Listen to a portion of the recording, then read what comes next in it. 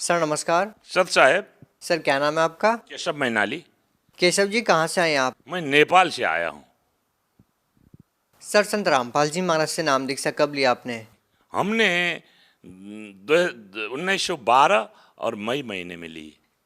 केशव जी एक बात बताइए, संत रामपाल जी महाराज से नाम दीक्षा लेने से पहले आप क्या भक्ति करते थे? मैं वही जो ब्रह्मा विष्णु महेश की साधना, तीर्थ जाना आना, पूजा पाठ करना, यही सब किया करता था, लेकिन मेरी थोड़ी सी अलग है।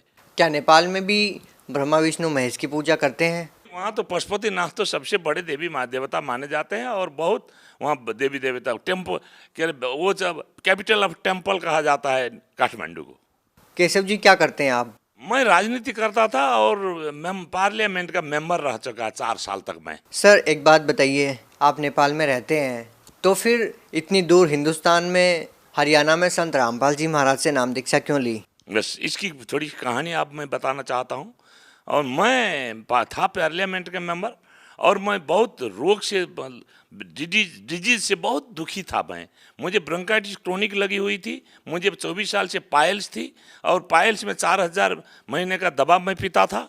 और आपको ये ब्रोंकाइटिस से तो ऐसा लगता था कि हर मिनट में कफ आता था, और हाथ में फिकदानी लेकर मैं चलता था।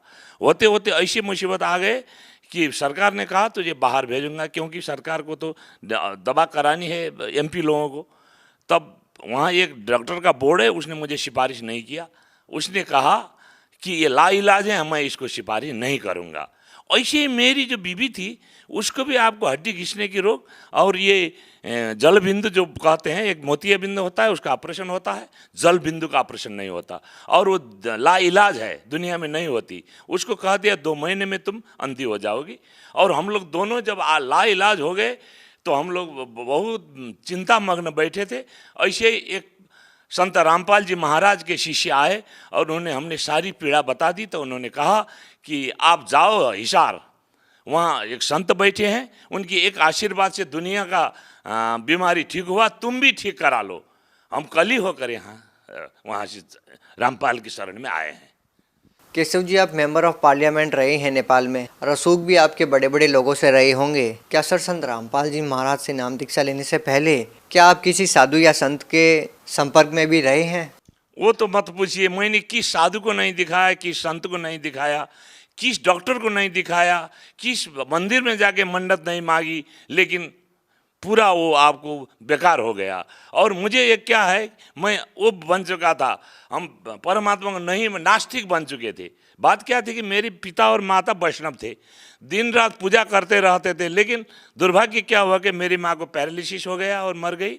मेरे पिताजी छत से गिरकर मर गए। तब मुझे लगा कोई देवी देवता कुछ नहीं कर सकते, इसलिए इनके पीछे लगना बेकार है। पशुपति सबसे बड़ा हमारा मंदिर है, उसमें लोग जाते थे, हमारी बीवी जाती थी, मैं बाहर बैठ के मैं जूता देखता था। वो कहती थी आप क्यों नहीं जाते हो अंदर? हम कहते घट घट में भगवान बोलते हैं, ये कोई मंत्री है जो इसके क्वार्टर में जाके मैं मिला करूं? मैं नहीं जाता तेरी देवी देवता में।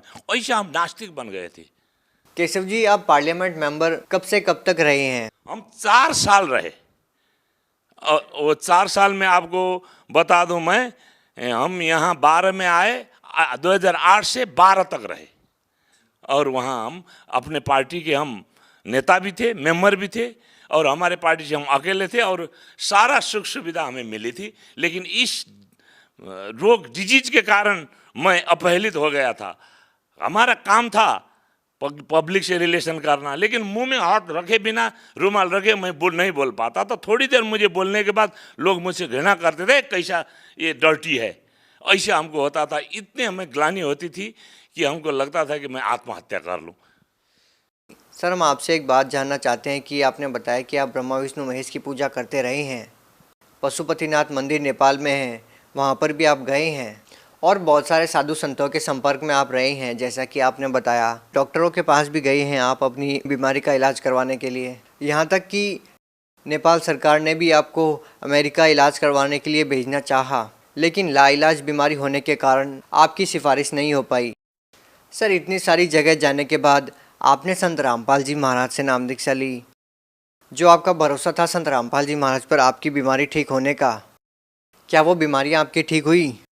वही बात मैं आपसे कहना चाहता हूँ कि मैं मुझे तो ऐसी सब साधु संत से उब चुके थे, उनकी बातों से मुझे उब चुके थे और किसी पर मेरा भरोसा नहीं था। फिर भी मैं वहाँ से विश्वास करके तो नहीं आया, देख लेंगे बोल कर देखने आया एक सिर्फ। उस समय तो मुझे वो नहीं था परमात्मा के ऊपर, संत रामपाल जी के ऊपर। आए हम वहाँ 3 दिन तक हम डिस्कस करते रहे, महेंद्र जी बैठे थे शंका समाधान में।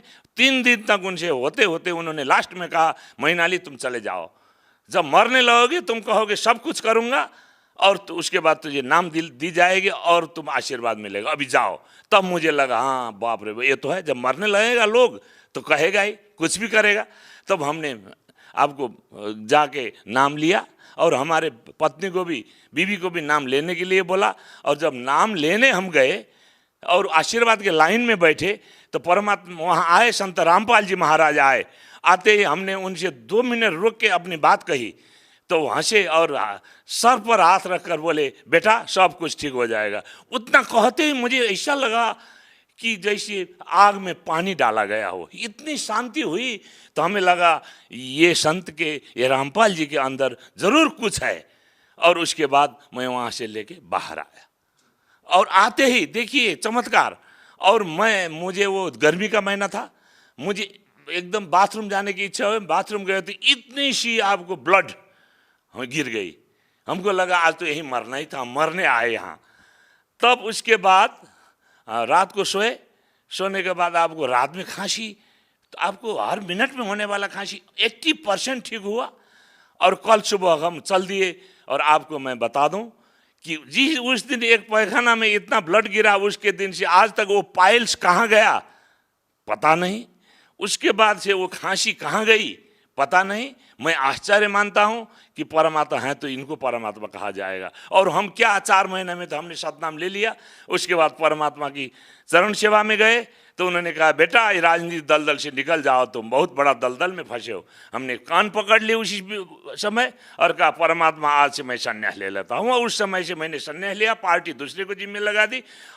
केशव जी, चूँकि अब तक ये माना जा रहा था कि संत रामपाल जी महाराज से जो लोग जुड़े हुए हैं वो मिडिल क्लास के हैं, और कहीं ना कहीं मीडिया में ये भी बातें उठती रहती है कि एक अंधभक्ति के तहत बाबाओं के पीछे लोग लगे हुए हैं। आप अपने आप में उन लोगों के लिए एक माकूल जवाब हैं कि आप एक राजनीतिक पार्टी से बिलोंग करते हैं, राजनीतिक व्यक्ति हैं आप, और साथ में आप पार्लियामेंट मेंबर भी रहे हैं नेपाल के। सर, आपको इस तरह से बरगलाया नहीं जा सकता, लोग अच्छी तरीके से जानते हैं। और आपका इतना विश्वास संत रामपाल जी महाराज में है जिसका अंदाज़ा लोग खुद लगा सकते हैं। सवाल सर यहाँ पर यह है कि क्या आज के दौर में ये माना जा सकता है कि किसी संत के आशीर्वाद लेने से भयंकर बीमारियां ठीक हो सकती है, या किसी संत के नाम मंत्रों में इतनी शक्ति है कि जैसा कि आपने बताया कि एक लाइलाज बीमारी भी ठीक हो सकती है? बिल्कुल। अभी तो हमको इतना हमें दृढ़ विश्वास है कि उस संत जो तत्वदर्शी हैं, वो संत जो धर्मशास्त्र अनुकूल भक्ति कराते हैं, उनकी मंत्र से और उनके आशीर्वाद से लाइलाज बीमारी भी ठीक हो सकती है और जीवन में सुख आ सकता है और समृद्धि आ सकती है और आपको मुक्ति पाया जाता है। इतना हमें दृढ़ विश्वास है। अभी तक तो हम तो दंत कथा में जीते थे, अभी तक तो हम आपको क्या कहते जोक्स में जीते थे, अभी तक तो हम लोक वेद में जीते थे और उसी को हम लोग शास्त्र विधि मानकर हम कर रहे थे और उसी के क्या है वो कर रहे थे। लेकिन किसी को पता नहीं था कि वो लोग हम लोगों को ठग रहे थे, अपनी व्यापार चला रहे थे। हमारे उनका कोई चिंता नहीं थी। अभी हमको पता चला, हमने देखा शास्त्र कौन संत तत्वदर्शी संत है। ऊर्ध्वमूल अधर शाखा उसमें लिखा है कि फुनगी से आपको जड़ तक जो पता सके वो तत्वदर्शी संत है। यही सब तो पूर्ण रामपाल जी की महाराज तो तत्व संत हैं, तत्वदर्शी संत हैं और वो विश्व के महान संत हैं। उनके अलावा इस दुनिया में कोई संत नहीं है। अभी आपको बता दूं कि 39,000 धर्मगुरु विश्व में हैं और वो सब आपको सब ठगते हैं। जैसे हम विद्यार्थी को भेजते हैं स्कूल में, अगर वो सिलेबस अनुसार नहीं पढ़ेगा तो परीक्षा में फेल होगा। अच्छा सर, आप एक बात बताइए, एक कहावत है कि सूर्यास्त नेपाल मस्त। कहने का मतलब ये है कि इतना नशा नेपाल में है कि युवा वर्ग जो है नशे की गिरफ्त में है और अपना जीवन बर्बाद कर रहे हैं। संत रामपाल जी महाराज के बारे में हिंदुस्तान में ये बात तेज़ी से फैल रही है कि जो संत रामपाल जी महाराज से नाम दीक्षा ले लेता है उनका नशा छूट जाता है। सर आपका क्या अनुभव है इस बात को लेकर के? मुझे बिल्कुल ये अनुभव है कि अगर संत रामपाल जी महाराज की शरण में आ जाएं तो उनकी नशा पूरे की पूरी छूट जाती है। नेपाल में बहुत नशेड़ी लोग हैं, वहाँ मांस और शराब के बिना कोई होटल नहीं चलती, वहाँ खाए बिना लोग बैठ जी नहीं पाते हैं। आपने कहा सूर्यास्त तो नेपाल मस्त वो होता है, लेकिन हमें क्या लगा क्यों रामपाल जी के शरण में आने पर लोग नशा छोड़ते हैं। आदमी दो चीज़ों से जीते हैं, एक भक्ति से और भय से। रामपाल जी महाराज में भक्ति भी है, भय भी है। भय इसलिए है कि वो हमारा वो हो जाए, खंडित हो जाएगा। भक्ति परमात्मा यथार्थ भक्ति धर्मशास्त्र अनुसार देते हैं। ये दोनों के कारण से और परमात्मा की कृपा से ये छूट जाती है। सर आप सरहद पार नेपाल से आप आए हैं, जितनी दूरी तय करके आप संत रामपाल जी महाराज के पास पहुँचे, इस बीच कम से कम हजारों संत हैं जिनसे आप जुड़ सकते थे, लेकिन आपको ऐसा क्यों लगा कि संत रामपाल जी महाराज से ही नाम दीक्षा लेनी चाहिए? हमने तो सबको आज टेस्ट कर दिया, सब तो ठगने की फेरी में हैं, सब तो आपको व्यापार चला रहे हैं, हमें ठग ठग कर अपने झोली भर रहे हैं। लेकिन संत रामपाल जी महाराज के बारे में हमने सुना, हम दूसरे दिन होकर जब यहाँ चले आए तो यहाँ न एक पैसे वो मांगते हैं, न एक पैसा वो दान करने को कहते हैं, सिर्फ वो आपको भलाई ही करते हैं। हम तो कहते हैं नेपाल में क्या कहते हैं जानते हैं, तुम्हारा लेवता है हमारा देवता है। सर आप कोई पहले नशा करते थे?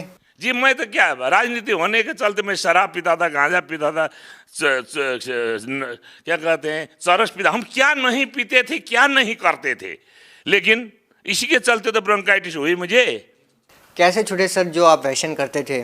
जी जिस दिन से मैंने संत रामपाल जी महाराज से मैंने दीक्षा ली, उसी दिन से मुझे शराब, गांजा, भांग, आपको ये चरस और सारी चीज़ मुझे छुटी। अब तो उस दिन से क्या लगता है, क्या परमात्मा की कृपा है, कोई दूसरा पीता भी है तो मुझे लगता है कि क्या कर रहा है।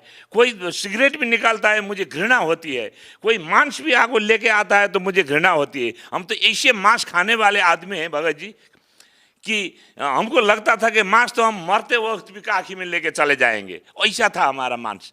घर में जब झगड़ा होता था तो इसीलिए घर में बीवी से झगड़ा होता, हमारा इतनी आमदनी है तो मांस क्यों नहीं लाती हो, और हमारी बीवी भी कहती थी मांस नहीं छोड़ पाएंगे। लेकिन उस दिन से इतनी घृणा हुई, लगता था कि अब नहीं बेटे का मांस तो नहीं हम खा रहे हैं। वैसा हमारे भावना चेंज कर दिए परमात्मा ने कि हमारी सारी छुट्टी और परमात्मा की सारी वो मंत्र से सारा छुट्टी, सतगुरु मिले तो इच्छा मिटे पद मिले। सर संत रामपाल जी महाराज अभी जेल में हैं, नेपाल से आप संबंध रखते हैं, नेपाल से आप आए हैं, इतनी ज़्यादा श्रद्धा संत रामपाल जी महाराज में आप लोगों की फ़िलहाल भी बरकरार है, सर ये कैसे संभव है? मैं पड़ोसी देश के सांसद होने के नाते भारत सरकार को मैं अनुरोध करता हूं कि ये एक निर्दोष संत को जेल में इन्होंने दे रखा है, बिना मुकदमा, बिना कोई दोष का 3 साल तक इन्होंने जो बना रखा है, ये ऐसा मत करें। ऐसा करने से इनके ऊपर जनता के जो है विश्वास हट जाती है, और वो पहचाने वो पूर्ण संत हैं, और पूर्ण संत की कदर करें। एक बात मुझे कहना ही पड़ेगा, हमारे मोदी साहब आपको कबीर साहब का दुआई देते फिरते हैं, और एक कबीर साहब को जेल में डाल रखा है इन्होंने, अभी भी समझिए। और मैं हाथ जोड़कर प्रार्थना करता हूँ भारत गवर्नमेंट को कि ये संतों को रिहा कर दें और उनको पूजे और उनको पहचाने। ऐसे ही इनको गलत मुकदमा लगाकर जेल में डालकर इनको दुख मत दें। बहुत बहुत धन्यवाद सत साहेब।